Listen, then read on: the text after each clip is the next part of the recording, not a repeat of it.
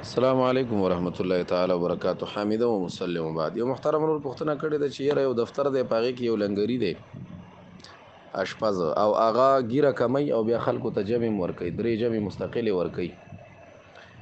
جناب محترم دا مسله فتاوا عثماني دویم جلد کتاب الامامه والجماعه هغه کې صراحتن را نقل کړي د ویلي دي چې کوم امام ګیره کمی هغه پس مستقل جمع دا مکروه تحریمی ده.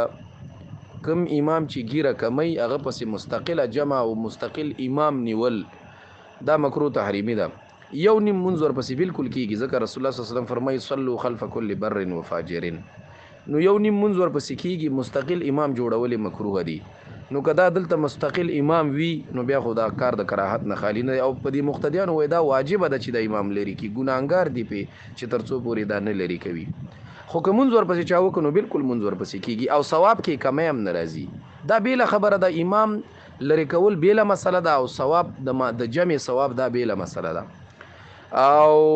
او که مستقل امام نوی نو بیا بالکل بیا پکې بیل لري کولم ناروا دي. لکه مطلب دا دی چې بیا ورپسې بلا کراهت سړی منځ کولی شي یو نیم منځ. السلام علیکم ورحمت